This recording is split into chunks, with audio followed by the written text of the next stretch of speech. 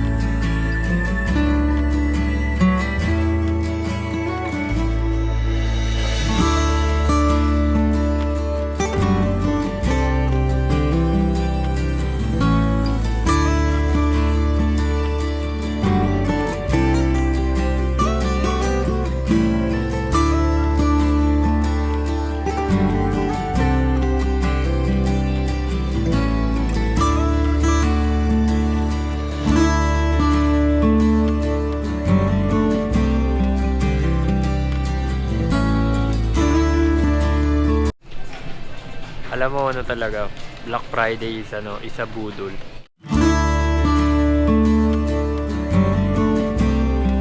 So yun, nakapamili na akong sarap pala sa feeling magtingin pag Black Friday, no? Nakakatuwa kasi ang daming sale tapos ang sarap mamili.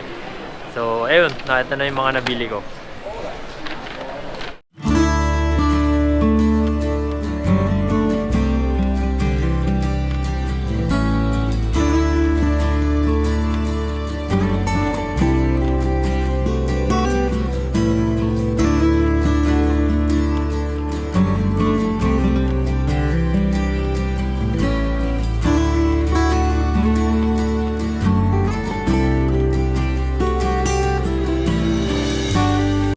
Hi guys! Welcome back! So ayun, nakauwi na tayo dito ulit sa Dryden from Japan, from Winnipeg. Alam nyo, ang sarap talaga minsan sa life natin, no?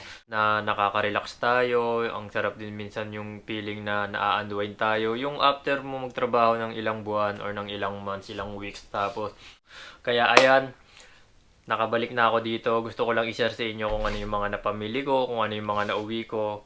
Mga simple product lang naman. Meron din mga Filipino product kasi sinamantala ko na talaga yung pamimili doon. Kasi alam nyo naman dito sa amin sa Dryden, wala masyadong bilihan lalo na mga Filipino product. Kung meron man, orderin mo pa, medyo mahal, tas medyo matagal. So ayan, gusto ko lang i-share sa inyo kung ano yung mga napamili ko doon. So, watch this.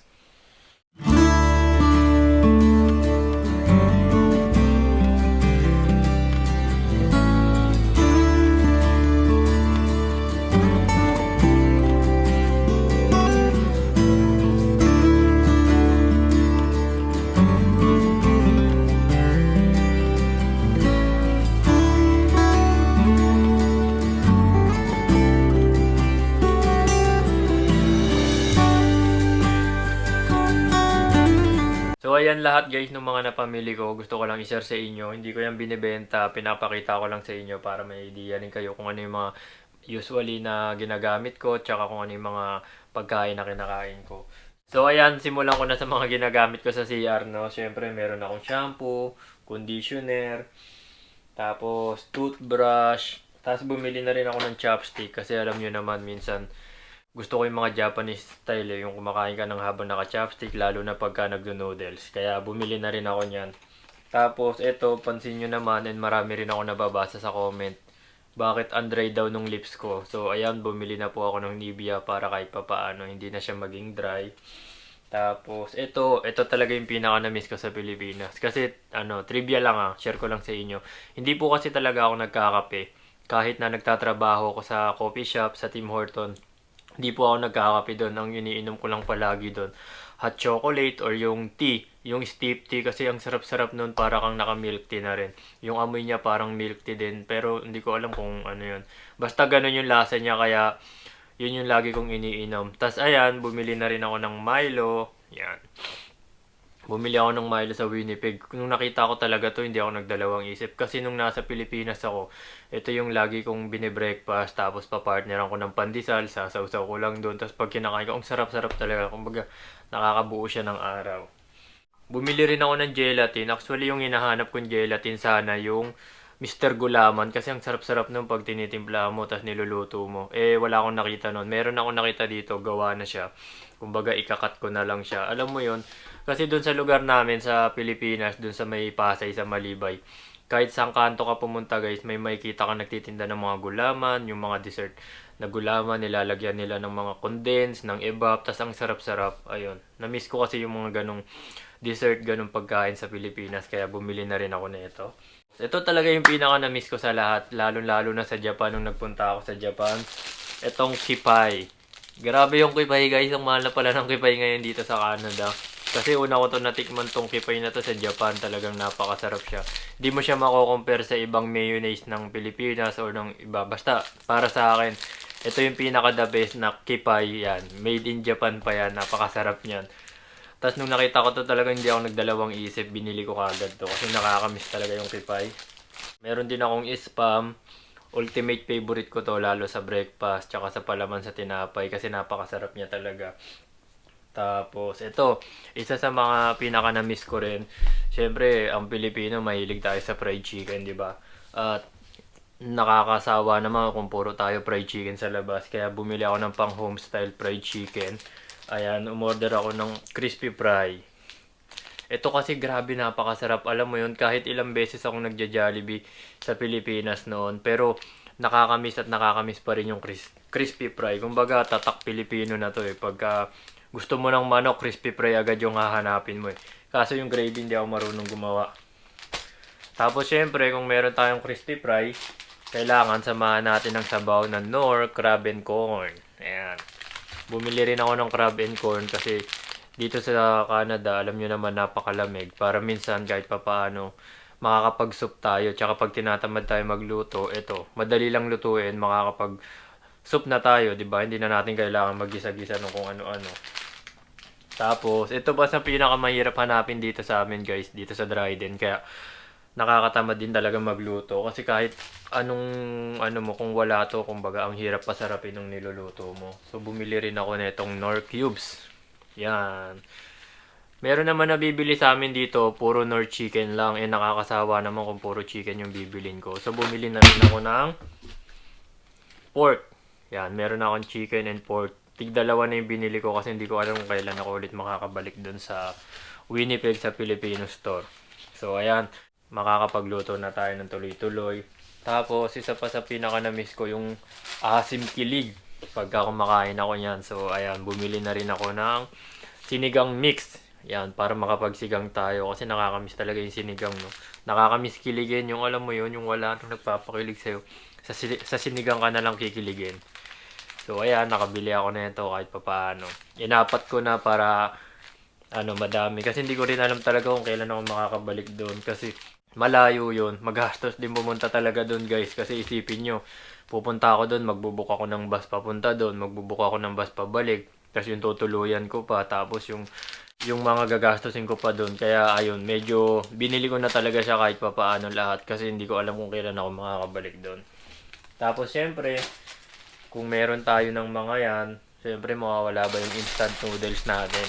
Yan, meron akong pancit canton calamansi.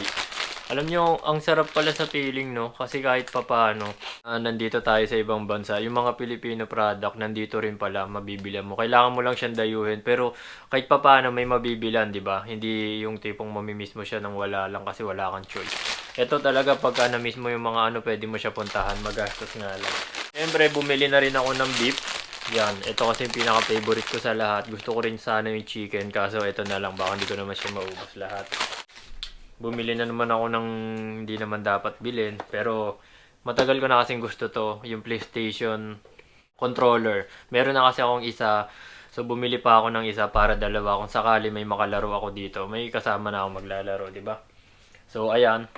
Ang ganda niya, limited edition yan, kulay blue.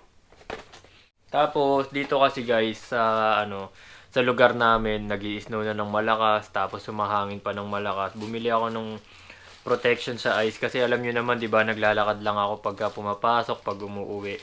Ang hirap niya yung daan hindi mo talaga siya makikita hindi mo siya titignan kasi mapupuwing ka, yung mata mo masakit. Sa mukha nga ang sakit na kasi pagka titingin ka sa dinadaanan mo yung hangin sasalubong sa mukha mo. Kaya ito, bumili ako ng eye protection. Para siyang goggles na pero pang winter naman siya kaya maganda. Ayan. Magiging astronaut muna tayo for today's vlog. Ayan. Tingnan ko. Oh, di ba? Para lang ako magsi-swimming. Pero useful to dito kasi ang hirap talaga tignan yung kalsada kapag wala kang ganito. Ang sakit sa mata, guys. Kaya isa rin to sa mga hinahanap ko talaga. Actually, ang hirap na ito bilhin Buti nakahanap ako kahit papaano. Tapos ayan, syempre winter na nga. Kasunod nun, bumili na rin ako ng extra winter boots. Kasi dito sa amin, yung una ko kasing nabili na winter boots, medyo matigas. Ang sakit niya sa paa, kaya naghanap ako ng pamalit, yung medyo rubber naman. Tsaka hindi siya masakit sa paa. So ayan, bumili ako ng boots from Vans. Maganda siya kasi rubber to. Parang bota yung quality niya. Parang bota. Tapos dito, nag-combine sila ng tela na original na from Vans. So, ayun. Ang ganda lang niya tignan. Bukod sa maganda yung design niya, maganda na rin yung comfortability niya. Kasi malambot siya talaga sa paa. Unlike nung una kong nabili, sobrang tigas. Ang sakit sa paa. Parang naiipit yung daliri ko. Kaya nahihirapan akong ilakad yun Tapos syempre, pupunta na rin ako sa exciting part. Alam nyo, ito sa matagal ko na itong pinapangarap Nung nasa Pilipinas ako, kahit nagkakaroon ako ng pera doon, hindi ko talaga ito mabili-bili. Kasi alam mo naman yung pera sa Pilipinas, di ba? Napakahirap kitain. So kahit makaipon ka, hindi ka bibili ng bagay na mamahalin doon. Kasi mas iisipin mong tipirin yun para matagal mo siyang magamit at mapakinabangan. So ayan, dito ko lang to ginawa talaga. Bumili ako kahit papaano. Kasi regalo ko na sa sarili ko to. My dream come true, Jordan 1. Ayan. Alam nyo, matagal ko na kasing gusto to. Gusto ko magkaroon ng collection nito. Sana dumami pa siya. And hopefully ito pa lang yung simula. Pero kasi matagal ko nang gusto yung sapatos na to, tas ngayon lang tayo nakabili kahit papaano. So, gift ko na yan sa sarili ko, hindi ko alam kung kailan ako ulit makakabili. Siguro next year, kasi hindi ko naman to priority. Kumbaga, ngayon lang kasi kailangan ko. And gusto ko siya. Siyempre, hindi dyan nagtatapos guys. Kung meron tayong mga yan, meron din naman tayong na-miss daw. Ito pa yung isa sa mga na-miss ko sa Pilipinas. Hindi ito pwedeng mawala sa buong buhay ko. Kasi nung nasa Pilipinas ako, ito talaga yung palagi kong kinakain. Lalo na pagka nanonood ako ng movie, pagka kumakain ako sa labas ng bahay namin. Tapos tambay-tambay sa Gedli. So ayan, papartneran ko to ng gulaman. So ayan sila.